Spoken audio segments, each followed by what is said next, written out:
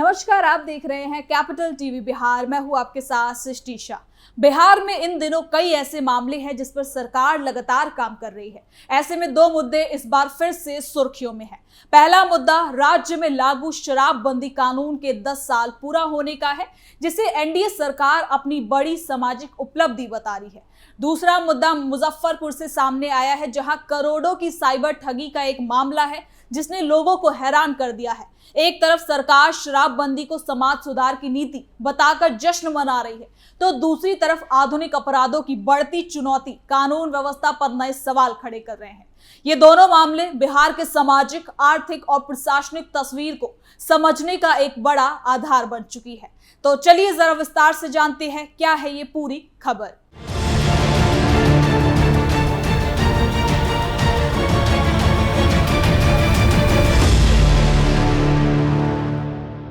अप्रैल 2016 में बिहार में शराब पर पूरी तरह से बैन लगा था, यानी शराबबंदी हुई थी। उस समय बिहार के मुख्यमंत्री नीतीश कुमार थे, जिन्होंने एक कार्यक्रम के दौरान महिलाओं की मांग और परेशानी को देखते हुए लागू करने का ऐलान किया था। साथ ही परिवारों की सुरक्षा और सामाजिक सुधार के नाम पर इसे लाया गया था। उस समय सरकार का दावा था कि शराब की वजह से घरेलू हिंसा, अपराध, परिवारों की फाइनेंशियल कंडीशन और सामाजिक तनाव बढ़ चुका है, इसलिए राज्य में पूरी तरह से बैन लगाना चाहिए। हालांकि इसे लागू करना आसान भी नहीं था। शुरुआत में इस फैसले को लेकर काफी बहस हुई, लेकिन ग्रामीण इलाकों और महिला समूहों ने इसका खुलकर समर्थन किया।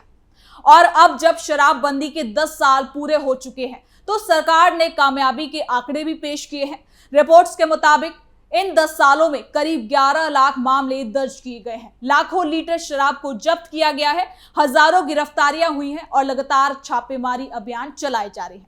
सरकार का कहना है कि कानून को प्रभावी बनाने के लिए पुलिस, उत्पाद विभाग और जिला प्रशासन ने मिलकर कार्रवाई की है। यह भी दावा किया जा रहा है कि शराबबंदी के बाद परिवारों की आय बची, बच्चों की पढ़ाई पर खर्च बढ़ा और महिलाओं को घरेलू हिंसा से राहत मिली। लेकिन इसके साथ ही शराबबंदी से राज्य में और क्या कुछ बदलाव आए हैं, ये भी जानते हैं इस रिपोर्ट में। शराबबंदी के 10 साल, बिहार में नई बहस। आपको बता दें कि राज्य सरकार लगातार ये मैसेज देती रही है कि शराबबंदी केवल कानूनी फैसला नहीं बल्कि सामाजिक आंदोलन है। पूर्व मुख्यमंत्री कई मंचों से कह चुके हैं कि शराब परिवार को तोड़ती रही है, इसलिए इसे रोकना जरूरी था। महिला स्वयं सहायता समूहों और पंचायत स्तर पर भी शराबबंदी के समर्थन में अभियान चलाए गए। तो वहीं कई जगह महिलाओं ने शराब बेचने वालों के खिलाफ भी आंदोलन किया। इसी के चलते सरकार इस नीति को जन समर्थन वाली योजना बताती है। हालांकि शराबबंदी के खिलाफ सवाल भी कम नहीं उठे। विपक्षी दलों और कई जानकारों का कहना है कि बैन के बावजूद शराब का अवैध कारोबार पूरी तरह से बंद नहीं हुआ। पड़ोसी राज्यों से तस्करी, चोरी छिपे बिक्री और काले बाजार की खबरें लगातार सामने आती रही। कई बार तो जहरीली शराब से कई मौतें तक हो गई, जो इस शराबबंदी को सवाल के घेरे में लाकर खड़ा कर देती है। और विपक्ष भी यही सवाल उठाता है कि अगर ये कानून इतनी ही सख्ती से लागू है तो जमीन पर इसका असर क्यों नहीं दिखाई पड़ रहा? क्यों बार बार अवैध सप्लाई पकड़े जा रहे हैं, जो इस नीति को कटघरे में लाकर खड़ा कर देती है।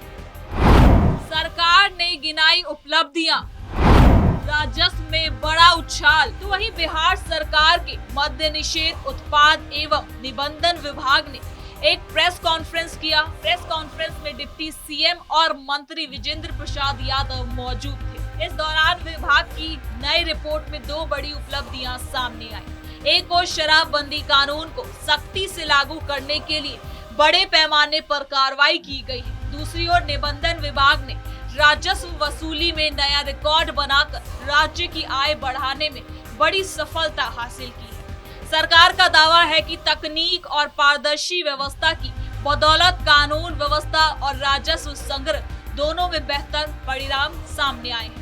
सरकार का दावा है कि तकनीक और पारदर्शी व्यवस्था की बदौलत कानून व्यवस्था और राजस्व कलेक्शन में काफी हद तक बढ़ोतरी हुई है। बिहार सरकार ने बनाया नया रिकॉर्ड। निबंधन विभाग के मुताबिक फाइनेंशियल ईयर 2025-26 में 8 करोड़ से ज्यादा का राजस्व कलेक्ट किया गया है, जो अब तक का सबसे बड़ा आंकड़ा है। सरकार ने 8 करोड़ 225 लाख रुपए का लक्ष्य तय किया था, लेकिन विभाग ने इस लक्ष्य से ज्यादा 101.86% की उपलब्धि हासिल की। ये प्रदर्शन विभाग की बेहतर कार्य प्रणाली और डिजिटल व्यवस्था को दर्शाता है। शराबबंदी कानून के तहत लाखों कार्रवाई। सरकार की रिपोर्ट के मुताबिक 1 अप्रैल 2016 से 31 मार्च 2026 तक शराबबंदी कानून के तहत कुल 11,37,731 मामले दर्ज किए गए। इसी दौरान 17,18,000 से ज्यादा लोगों को गिरफ्तार किया गया है। यह आंकड़ा बताता है कि राज्य में शराबबंदी कानून को लागू कराने के लिए लगातार अभियान चलाए जा रहे हैं। विपक्ष ने खोले सवाल, शराबबंदी सफल या फेल? तो वहीं विपक्ष का ये भी कहना है कि शराबबंदी का असर गरीबों पर ज्यादा पड़ रहा है। इस कानून का असर गरीब और मिडिल क्लास जैसे लोग पर ज्यादा प्रभावी ढंग से पड़ता है। छोटे स्तर पर पकड़े गए लोगों पर सख्ती हुई, जबकि बड़े तस्कर और नेटवर्क बच निकलते हैं। कई परिवारों ने ये भी शिकायत की है कि मामूली मामलों में गिरफ्तारी और जेल भेजने से सामाजिक समस्या बढ़ जाती है। अदालतों में शराबबंदी से जुड़े मामलों का बोझ भी बढ़ जाता है। इसी के चलते समय समय पर कानून में बदलाव और नरमी की मांग भी उठती रहती है। बिहार में साइबर हड़कंप, 67 लाख की ठगी। इसी बीच बिहार के मुजफ्फरपुर से सामने आए साइबर ठगी के मामले ने नई चिंता खड़ी कर दी है। पुलिस के मुताबिक एक रिटायर्ड बैंक मैनेजर को वीडियो कॉल ट्रैप और डिजिटल अरेस्ट के नाम पर फंसाकर लगभग 67,000 रुपए ठग लिए गए। ठगों ने खुद को जांच एजेंसी का अधिकारी बताया, डराया धमकाया और कानूनी कार्रवाई का भय दिखाकर रकम अलग अलग खातों में ट्रांसफर करवा ली। ये मामला इसलिए भी चौंकाने वाला है क्योंकि पीड़ित खुद बैंकिंग क्षेत्र से जुड़ा हुआ है। तस्करी पर फिर सवाल। जांच में सामने आया कि इस ठगी नेटवर्क का संचालन बिहार से ही हो रहा था। पुलिस ने पिता और बेटे को गिरफ्तार किया है, जिन पर इस गिरोह को चलाने का आरोप है। छापेमारी में बैंक दस्तावेज, चेकबुक, मोबाइल फोन और दूसरे डिजिटल सामान बरामद किए गए हैं। पुलिस अब ये पता लगाने में जुटी है कि इस नेटवर्क से कितने लोग जुड़े हैं और कितने राज्यों में इस तरह की गतिविधि चल रही है। डिजिटल अरेस्ट और वीडियो कॉल फ्रॉड आज पूरे देश में तेजी से बढ़ता अपराध बन चुका है। ठग अक्सर police, CBI, ED, cyber cell या कोर्ट अधिकारी बनकर कॉल करते हैं। वो कहते हैं कि आपके खिलाफ केस है, आपका पार्सल पकड़ा गया या आपका बैंक खाता जांच में। इसके बाद वीडियो कॉल पर फर्जी यूनिफॉर्म, फर्जी दस्तावेज और डर का माहौल बनाकर लोगों से पैसे ट्रांसफर करा लेते हैं। बिहार का ये मामला उसी तरह की संगठित साइबर ठगी का उदाहरण है। जानकारों का कहना है कि साइबर अपराधी अब मनोवैज्ञानिक तकनीकों का इस्तेमाल करते हैं। वो पहले पीड़ित को डराते हैं, फिर तुरंत फैसला लेने का दबाव बनाते हैं। बुजुर्ग, रिटायर्ड कर्मचारी, घर में काम करने वाली औरतें और कम तकनीकी जानकारी रखने वाले लोग इनके इस जाल में आसानी से फंस जाते हैं। कई लोग शर्म या फिर डर के चलते तुरंत शिकायत भी नहीं करते, जिससे अपराधियों को समय मिल जाता है। बिहार पुलिस के लिए ये एक नई चुनौती है।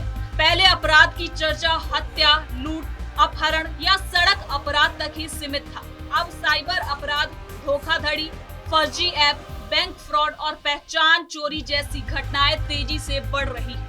ऐसे अपराधों में अपराधी दूसरे राज्य या फिर शहर में बैठकर वारदात को अंजाम देते हैं, इसलिए जांच और गिरफ्तारी कठिन हो जाती है। इसके लिए तकनीकी टीम, डेटा जानकार और डिजिटल फॉरेंसिक की जरूरत अब बढ़ चुकी है। कुल मिलाकर बिहार सरकार जहां एक तरफ शराबबंदी को ही केवल अपनी कामयाबी मान रही है, वहीं कई ऐसे मामले और परेशानियां हैं जो मुसीबत बनकर सरकार के इर्द गिर्द घूम रही है।